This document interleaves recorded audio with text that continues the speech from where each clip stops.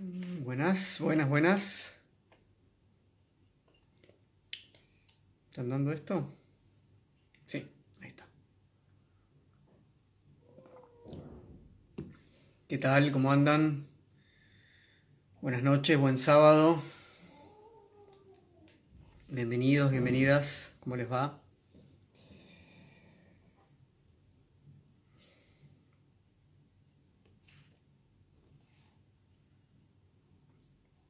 Bien.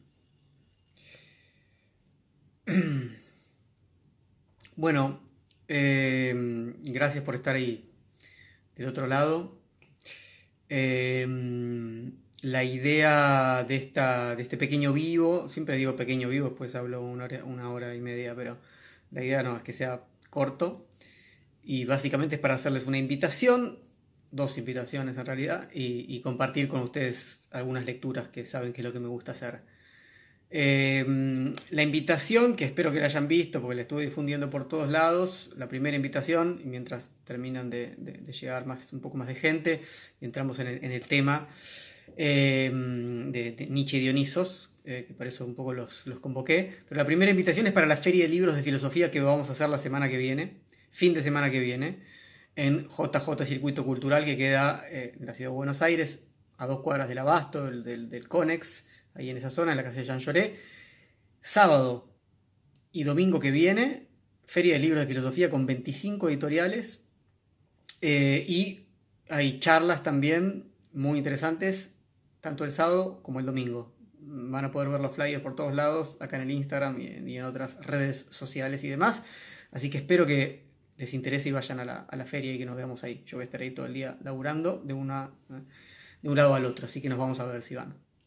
Bueno, eso por un lado. Por otro lado, y ya metiéndonos en el tema, este vivo tiene un poco como excusa invitarlos al grupo de estudio que estamos empezando pronto, ahora en el mes de marzo, que va a durar 3 meses y donde vamos a leer completo este libro de Nietzsche, que es El nacimiento de la tragedia, que es el primer libro publicado por Nietzsche en el año 1872. Vamos a hacer un grupo de estudio de 3 meses y vamos a leerlo completo.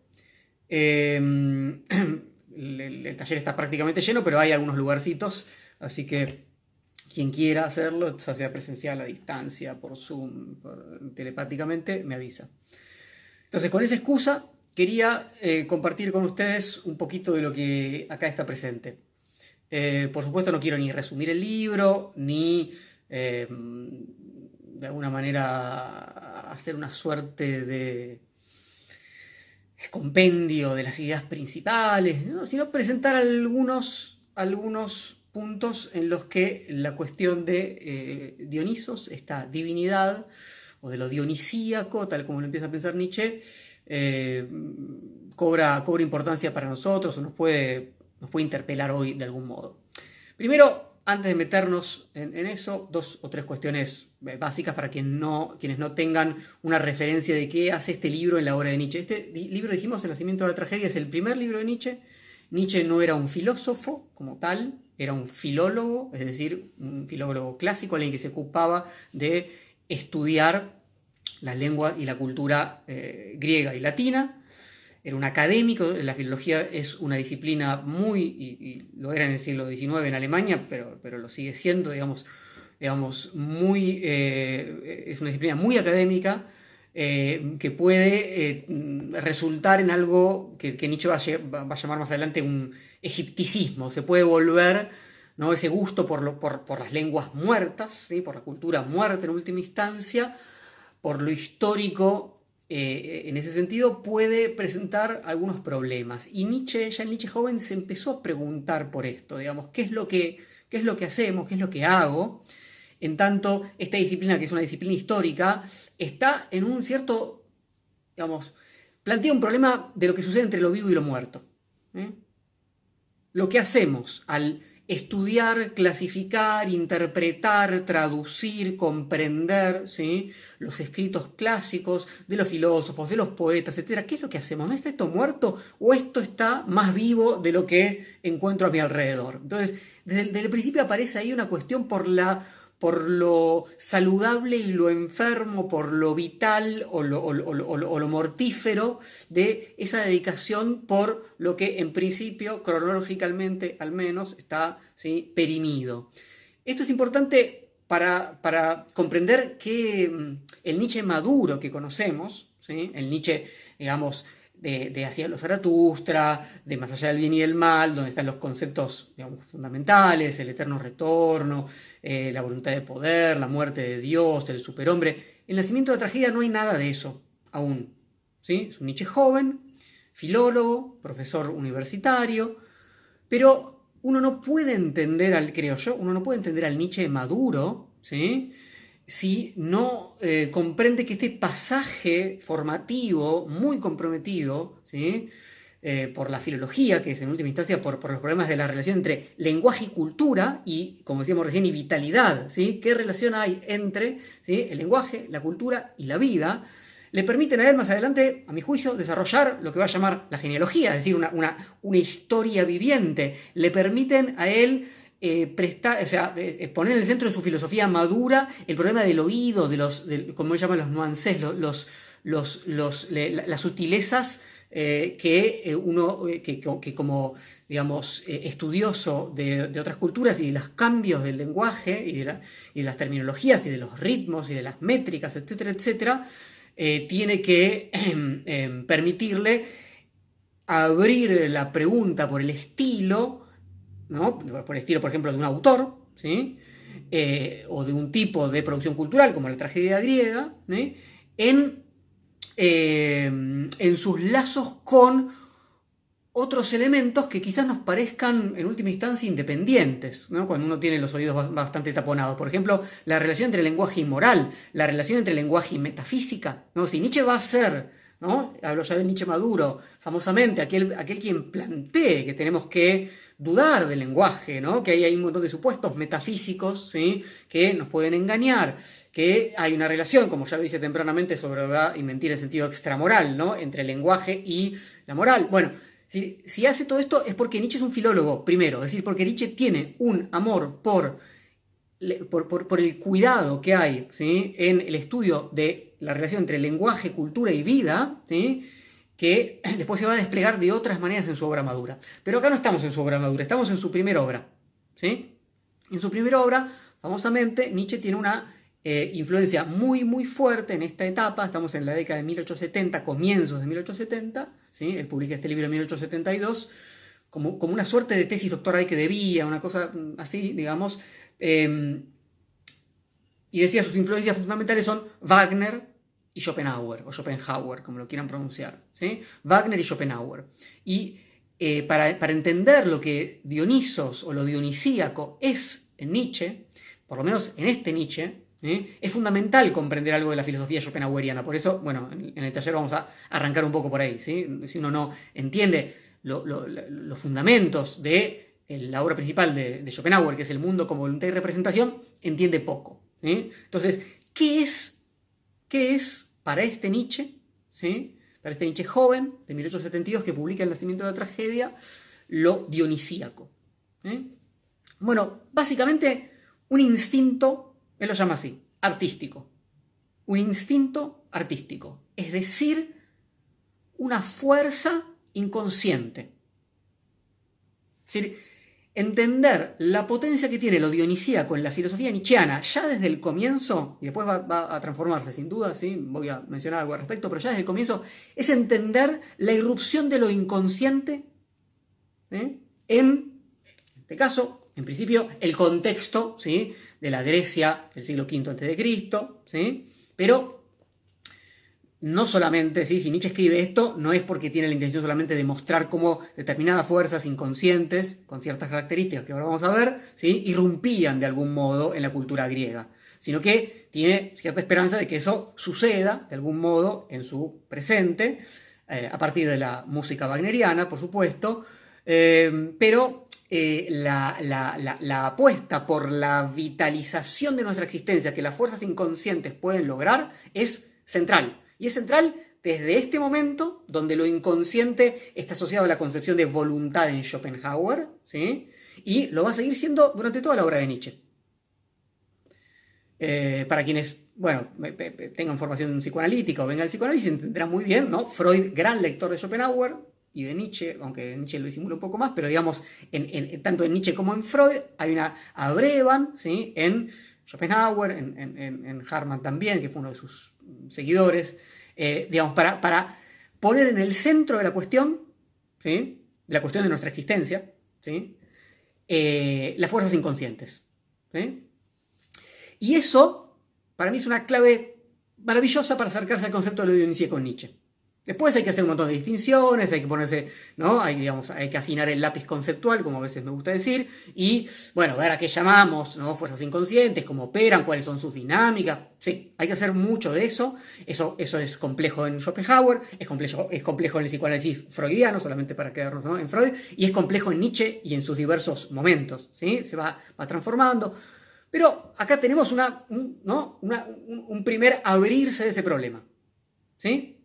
Bien, antes de publicar El nacimiento de la tragedia, hay una serie de textos que en general, por lo menos en muchas ediciones, como por ejemplo esta de Alianza, aparecen al final del libro, que se suelen denominar escritos preparatorios. Son una serie de artículos, conferencias que Nietzsche va dando, como profesor de filología, donde está pensando esto. ¿Sí? Como se suele hacer antes de publicar un libro, uno lo va presentando en charlas, en artículos, etcétera, hasta que dice, bueno, esto merece, ¿sí? Que lo transforme en una obra y que lo publique. Pero antes son conferencias, clases, charlas, artículos, etcétera. ¿Sí? Hay uno de esos artículos, ¿sí? Que es del cual yo quisiera leerles algo un poco para, ahora sí, después de tanta introducción y tanta cháchara, llegar al texto nietzscheano y ver qué entendemos por lo dionisíaco.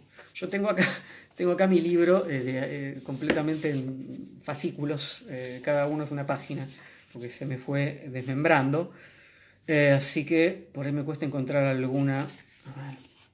Bien, la visión dionisíaca del mundo.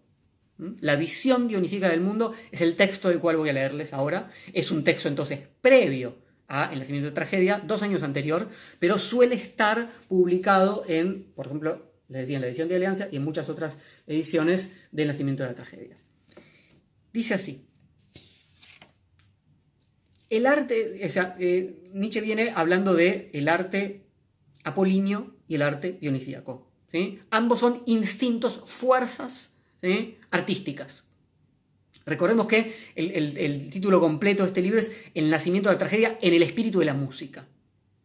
¿Sí? O sea, la música va a ocupar, y por eso Wagner, ¿sí? Y Schopenhauer sin duda, ¿sí? Un rol fundamental. ¿Sí? Y por supuesto que hay música apolínea, ¿no? Digamos más mesurada, más bella, más armoniosa, y hay música dionisíaca. Entonces, Nietzsche escribe, el arte dionisíaco, en cambio, porque viene hablando de Apolo, el arte dionisíaco, en cambio, descansa en el juego con la embriaguez, con el éxtasis. 2 poderes, sobre todo, son los que al ingenuo hombre natural lo elevan hasta el olvido de sí, que es propio de la embriaguez, el instinto primaveral y la bebida narcótica. ¿Sí? ¿Qué es lo primero que hace Dionisos? ¿Sí? Eleva al hombre a un olvido de sí. ¿En qué sentido? A un olvido del yo, de la conciencia. Porque justamente es el aflorar de fuerzas inconscientes, ¿sí? Que lo sacan, ¿sí? Como le dice acá, al hombre natural, ¿sí? Lo elevan. Y eso, digamos, ¿por dónde, ¿sí? ¿Dónde sucede? Bueno, la bebida narcótica, la embriaguez, ¿sí? Y el instinto primaveral, el éxtasis, ¿sí? De las fuerzas naturales en su sobreabundancia. Sus efectos están simbolizados en la figura de Dioniso. Dice, en ambos estados el principio de individuación queda roto. ¿Qué es el principio de individuación? Es decir, esto de estar desgajados de la existencia, solos, ¿sí? Lo subjetivo desaparece totalmente ante la eruptiva violencia de lo general humano, más aún de lo universal natural. De ahí donde había un sujeto, ¿sí? Dueño de sí, etcétera, etcétera, hay una marea que se lo va a llevar puesto. Esa marea toma primero el nombre de lo general humano, ¿sí? Arrasa al individuo, pero rápidamente va más allá de lo humano, ¿sí? Y es la naturaleza en su desborde. Las fiestas de Dioniso no solo establecen un pacto entre los hombres, también reconcilian al ser humano con la naturaleza. Ahí está lo importante de lo instintivo, y también lo importante de recordar que Nietzsche no establece, ni va a establecer nunca esta distinción tan clásica en la cual se va a parar un poco Freud en algún momento entre instinto y pulsión. ¿Sí? Cuando Nietzsche habla de instinto, y a veces el término que utiliza es el mismo, ¿sí? Trieb, a veces dice instinct, a veces dice trieb, ¿sí? Pero más allá de eso, en general se traduce como instinto o impulso. Pero bueno, más allá de eso, Nietzsche no lo es, y va a ser menos a medida que madure su obra, no quiere hacer una filosofía antropocéntrica. Entonces no le interesa decir que en nosotros el instinto opera de un modo distinto. Más bien al contrario, ¿no? Le interesa un cierto retorno, si quieren pensarlo así, ¿sí? A una vida más animal, más natural, con todos los asteriscos del caso. Entonces dice, las fiestas de Dioniso nos reconcilian, ¿sí?, con la naturaleza. De manera espontánea ofrece la tierra sus dones. Pacíficamente se acercan los animales más salvajes. Panteras y tigres arrastran el carro adornado con flores de Dioniso. Entonces, bueno, Dioniso tiene una serie de símbolos muy clásicos. Hay muchos otros, ¿no? Pero uno de ellos tiene que ver con la vid, ¿no?, con el vino, y otro tiene que ver con las fieras, con la pantera, ¿sí?, con los animales salvajes y nocturnos, pero aparecen como no domesticados, ¿no?, pero sí amigables, cercanos. Entonces, esa cuestión de ofrecer los dones, ¿no?, de que algo puede madurar, dar sus frutos, esa sobreabundancia de la que estábamos hablando. Dice, todas las delimitaciones de casta que la necesidad y la arbitrariedad han establecido entre los seres humanos desaparecen. El esclavo es hombre libre, el noble y el de humilde cuna se unen para formar los mismos coros báquicos. Acabamos de pasar los días de carnaval, ¿sí? Las fiestas báquicas, ¿sí?, y que, digamos, el carnaval todavía aporta, en general cada vez menos, ¿no?, pero tiene el resto, ¿sí?, de esas fiestas que deshacen los órdenes sociales, ¿sí?, deshacen la posición individual, como decíamos, y permiten la irrupción ¿de qué? De la música, ¿sí?, en el sentido extático, ¿sí?, éxtasis implica salir de sí, ¿no?, en el sentido de esa conexión con la sobreabundancia natural, ¿sí?, que es salvaje, que es orgiástica, etc. Sigo leyendo. En muchedumbres cada vez mayores va rodando de un lugar a otro el evangelio de la armonía de los mundos. Cantando y bailando, manifiéstase el ser humano como miembro de una comunidad superior, más ideal. Ha desaprendido a andar y a hablar. ¿Y qué es lo que se cancela? Bueno, el lenguaje, ¿sí?, el lenguaje está asociado, obviamente, al sujeto, a su conciencia, etc., ¿no? Y acá está irrumpiendo algo que tiene que ir más allá. Entonces dice, al igual que los animales hablan y la tierra da leche y miel, también en él resuena algo sobrenatural. ¿Sí? Todo se contagia de esta impronta dionisíaca, ¿sí? Se siente Dios. Todo lo que vivía solo en su imaginación, ahora eso él lo percibe en sí y cambia la percepción. ¿Qué son ahora para él las imágenes y las estatuas? Que para Nietzsche están asociados a Apolo. Apolo es el dios de la imagen, de la apariencia, de la armonía de la estatua, de la belleza. Dice, el ser humano no es ya un artista, se ha convertido en una obra de arte. Camina tan extático y erguido como en sueños veía caminar a los dioses. La potencia artística de la naturaleza, no ya la de un ser humano individual, es la que aquí se revela. ¿Ven? No es el afloramiento del talento individual o algo similar, ¿sí? Es la naturaleza lo que, ¿sí?, como va a decir después Zaratustra, ¿sí?, un Dios que baila por medio de mí. No es poseído, uno es medium. Entonces dice, un barro más noble, un mármol más precioso son aquí amasados y tallados. El ser humano. Este ser humano configurado por el artista Dioniso, ¿sí? Dioniso es el hacedor de lo que somos, es el transformador, ¿sí?, mantiene con la naturaleza la misma relación que la estatua mantiene con el artista apolíneo. Así como la embriaguez es el juego de la naturaleza con el ser humano, así el acto creador del artista dionisíaco es el juego con la embriaguez. Cuando no se lo ha experimentado en sí mismo, ese estado solo se lo puede comprender de manera simbólica. Es algo similar a lo que ocurre cuando se sueña y a la vez se barrunta que el sueño es sueño. Cuando uno dice, bueno, todavía estoy distanciado del sueño. ¿Sí? De igual modo, el servidor de Dioniso tiene que estar embriagado y a la vez estar al acecho detrás de sí mismo como observador, como quien, ¿no?, mira su sueño. No en el cambio de sobriedad y embriaguez, sino en la combinación de ambos se muestra el artista dionisíaco. Bueno, por supuesto Nietzsche va a decir, tanto en este texto, la visión dionisíaca del mundo, como luego en el nacimiento de la tragedia, que la tragedia griega, ¿sí?, la de Sófocles, por ejemplo, es resultado del encuentro y el apareamiento de estos dos instintos, que son fuerzas heterogéneas y en algún sentido contrarias, la de Apolo y la de Dionisos, pero que van a tener una suerte de Aufhebung, diría Hegel, de superación, ¿sí?, de síntesis superadora en esta producción cultural que es la de la Grecia trágica. Ahora, hablamos de esta irrupción, ¿sí?, natural, instintiva, extática, etcétera, etcétera. Dijimos acá, tenemos que tener muy, muy presentes, la filosofía de Schopenhauer y el concepto del inconsciente, con los asteriscos que ponemos para no confundirlos con lo que puede hacer el psicoanálisis, pero que sin duda el psicoanálisis va a heredar mucho de esto, mucho más de lo que en general se supone, creo yo. Les leo algo que está en el mismo texto un poco más adelante, ¿sí? Dice así. Sigo con la visión dionisíaca del mundo, ¿sí? Dice Nietzsche: eso que nosotros llamamos sentimiento,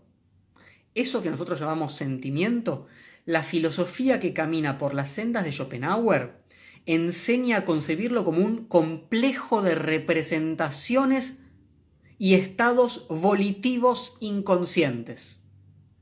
Nuevamente, eso que nosotros llamamos sentimiento, la filosofía que camina por las sendas de Schopenhauer enseña a concebirlo como un complejo de representaciones y estados volitivos inconscientes. Las aspiraciones de la voluntad se expresan, sin embargo, en forma de placer o displacer. Y en esto muestra una diversidad solo cuantitativa. No hay especies distintas de placer, pero sí grados del mismo y un sinnúmero de representaciones concomitantes. ¿Ven? Digamos, hay un... Sí, no lo quiero llamar principio de placer, displacer, pero digamos, hay y lo que para nosotros son tales o cuales sentimientos, en realidad son representaciones, ¿no?, de cómo está operando, ¿no?, a nivel inconsciente, ¿sí?, ese sentimiento de placer, displacer, en todos sus distintos grados. Por placer hemos de entender la satisfacción de la voluntad única, por displacer su no satisfacción. Esa cuestión de la voluntad única tiene que ver con la metafísica de Schopenhauer, ¿sí? Para quienes no conozcan esto, hay que remitir al mundo como voluntad y representación. Pero, continúa Nietzsche, ¿de qué manera se comunica el sentimiento? Parcialmente, pero muy parcialmente, se lo puede trocar en pensamientos, es decir, en representaciones conscientes. Esto afecta naturalmente solo a la parte de las representaciones concomitantes. ¿Sí? Es muy poco lo que aflora, ¿sí?, a nivel de la conciencia. Pero siempre queda, dice, también en este campo del sentimiento, un residuo insoluble. Únicamente con la parte soluble es con la que tiene que ver el lenguaje, es decir, el concepto. Según esto, el límite de la poesía queda determinado por la expresabilidad del sentimiento. ¿Ven? Si quieren, acá tienen inclusive, para quienes les interese más la línea lacaniana, ¿no?, esta distinción, o una relación posible con esta distinción entre lo simbólico y lo real, sobre todo, ¿sí? Es decir, hay un límite, ¿sí?, para lo que ingresa en el lenguaje, ¿sí? Hay un límite para lo que ingresa en el campo de la representación, y hay un residuo insoluble, ¿sí?, que nunca puede terminar de diluirse justamente en el lenguaje y en la conciencia. Bueno,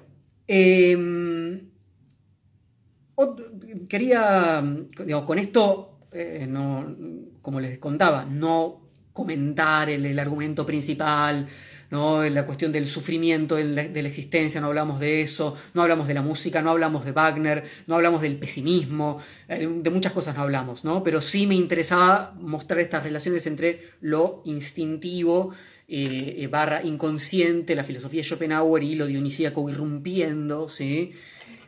Hay una otra pequeña lectura más que querría hacer antes de terminar, les dije que esto iba a ser corto, que en este caso es de Acefal. Nosotros hicimos un taller sobre Acefal el año pasado. Acefal es una revista que, como dice acá, Georges Bataille publicó justo antes de la Segunda Guerra Mundial con varios compañeros como Klosowski, Monerot y varios otros.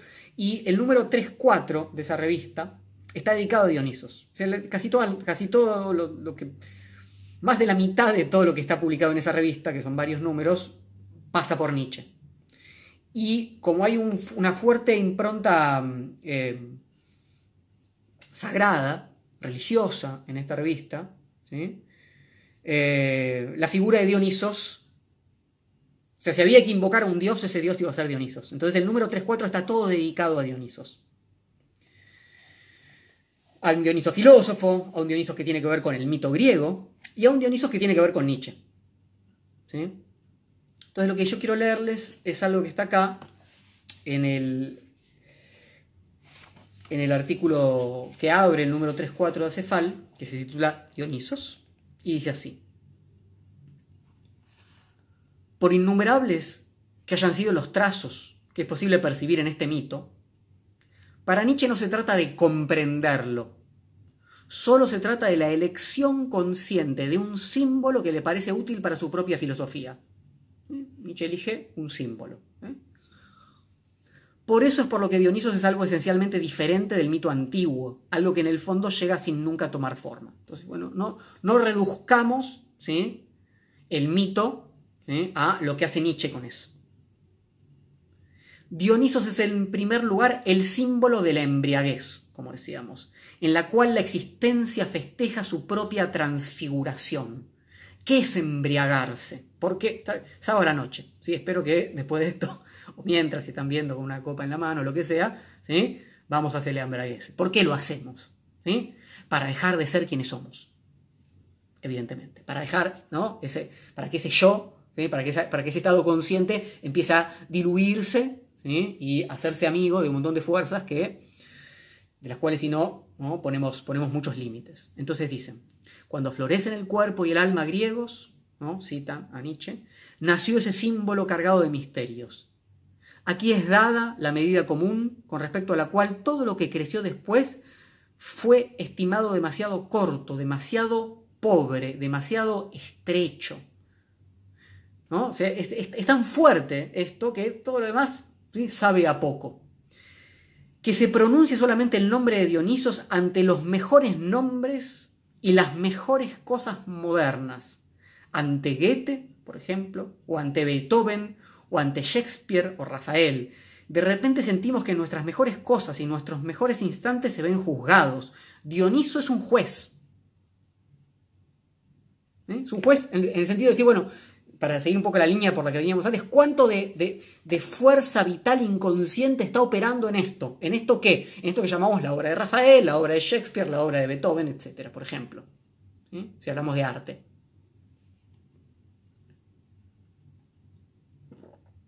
Dionisos es además lo contrario de Cristo. Es la vida trágica opuesta a la vida a los pies de la cruz. Dionisos contra el crucificado, va a decir, ¿no?, el Nietzsche maduro. Este contrario no es una diferencia en cuanto al martirio, sino que su sentido es diferente. El problema que se plantea es el del sentido del sufrimiento, o el sentido cristiano, o el sentido trágico. Y esto es lo que atraviesa la obra de Nietzsche de cabo a rabo. El problema del sufrimiento. Sufrimos en la existencia. Cuando el Nietzsche, estudiante universitario, encuentra la obra de Schopenhauer, encuentra el mundo con voluntad y representación, dice, por fin alguien que, ¿no?, me muestra que ese sufrimiento, ¿sí?, forma parte, ¿sí?, de una dinámica de lo existente. ¿Sí? Hay una metafísica que explica por qué, en algún sentido, es inevitable el sufrimiento, bueno, y da algunas pistas respecto de qué hacer con eso. Eso es Schopenhauer, dicho muy brutamente. Nietzsche, el cristianismo también, como siempre digo cuando hacemos cursos sobre Nietzsche y demás, tiene como centro el problema del sufrimiento. ¿Sí? De hecho, hay algunas iglesias cuyo eslogan, porque ya directamente, ¿no?, es pare de sufrir. La promesa de Cristo es que Él viene a sufrir para que nosotros podamos dejar de sufrir, ¿no? Y ascendamos al cielo, etcétera, etcétera. El problema del sufrimiento está en el centro de la cuestión. Y Nietzsche, que en este momento continúa la herencia del pesimismo, digamos, ¿sí? Vamos a sufrir, ¿sí? Pesimismo schopenhaueriano, es inevitable. Cuando se vaya transformando en el Nietzsche maduro, que va a alejarse de Schopenhauer, nunca va a negar el sufrimiento como tal y va a decir, forma parte de la vida. La vida se afirma, incluyendo el sufrimiento, pero no huyendo hacia un sentido que viene a explicar el sufrimiento. Entonces, en el primer caso, vuelvo al texto de Acefal, en el primer caso, que sería el sufrimiento, el martirologio cristiano, ¿sí?, el camino de un ser santificado. Entonces el santo, Cristo es el santo por excelencia, digamos, pero los santos van a tener un poco, ¿no?, en la imitatio Christi, ¿no?, en la imitación de la vida de Cristo van a tener esa cosa sufriente, sangrante, etcétera, etcétera, ¿sí? Entonces, el martirologio, un ser santificado. En el segundo caso, que sería el dionisíaco, el trágico, el ser conlleva la suficiente santidad como para justificar una vida temible de sufrimientos. Si la vida está santificada, de antemano, es tan desbordante que se va a llevar puestos los sufrimientos con ella. No que los va a eliminar, porque eso sería un ideal, ¿no? El hombre trágico aprueba incluso el sufrimiento más áspero. Es lo bastante fuerte, pleno, divinizador como para ello. El cristiano niega el lote más feliz sobre la tierra. El Dios en la cruz es la maldición sobre la vida. El consejo es liberarse de él. Dionisos despedazado es una conjuración de la vida. Renace eternamente y volverá eternamente de la destrucción. Hay algo que después en la dinámica de la voluntad de poder va a ser fundamental para Nietzsche, la relación de creación-destrucción. Afirmación-negación. Lo trágico es eso. No es negar el sufrimiento y subirnos al tren del progreso y del optimismo, ¿no? No es esa estupidez ingenua. Ni tampoco, ¿sí?, el martirologio salvífico cristiano.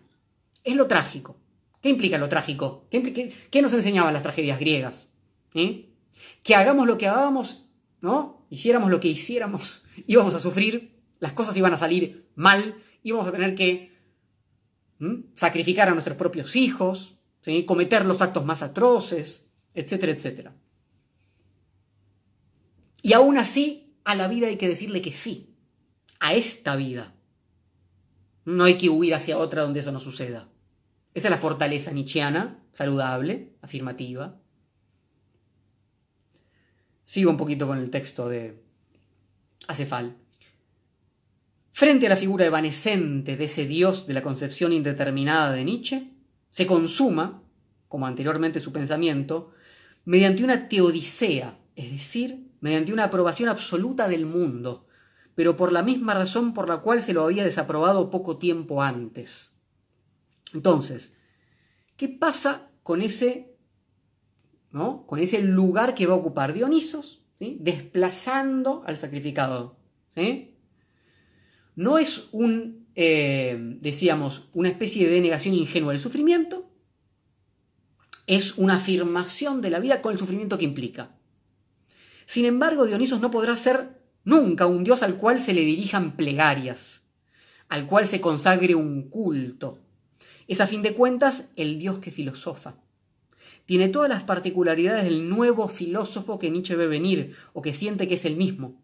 Ser el dios tentador y el gran equívoco. Nietzsche tiene conciencia de la extraña novedad de un símbolo tal. El simple hecho de que Dioniso sea un filósofo y que por consiguiente los dioses también filosofan me parece una novedad. La autoidentificación de Nietzsche con Dionisos, que va a firmar sus últimas cartas, ¿no?, con Dionisos, incluso oculta en la frase «yo soy el último discípulo e iniciado del dios Dionisos», se realizó ella misma fácticamente en los inicios de su locura. Bueno, acá hay muchas En este texto hay muchas citas de Jaspers, que escribió sobre Nietzsche, ¿no? Y las retoman acá en Acefal. Bueno, entonces,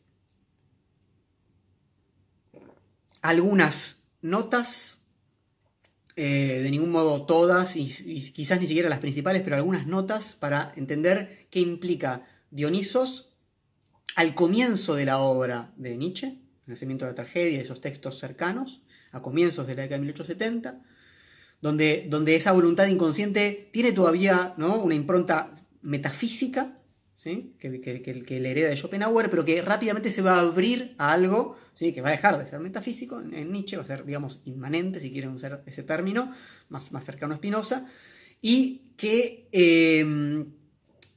va a implicar ya no, como en este momento, ¿sí?, una lucha, que en última instancia un apareamiento con Apolo, pero sí esto que en principio es muy sencillo de comprender, me parece, acotándolo de esta manera, ¿sí? Lo dionisíaco es la fuerza vital, instintiva, inconsciente, ¿sí?, que rompe con esas ficciones, ¿no?, mediante las cuales nos protegemos del devenir de la vida, ¿sí?, por ejemplo el lenguaje, por ejemplo el individuo, ¿sí?, por ejemplo la belleza, ¿no?, rompe con esas ficciones, desborda, ¿sí?, y permite que la vida se afirme sin negar el sufrimiento. Y eso es traspasar el umbral del lenguaje hacia la música. Bueno, ojalá que esto les dé ganas de estudiar con nosotros. Vamos a leer todo el libro, vamos a dedicarle 3 meses. Es una obra increíble. Y bueno, buen sábado. Embriáguense.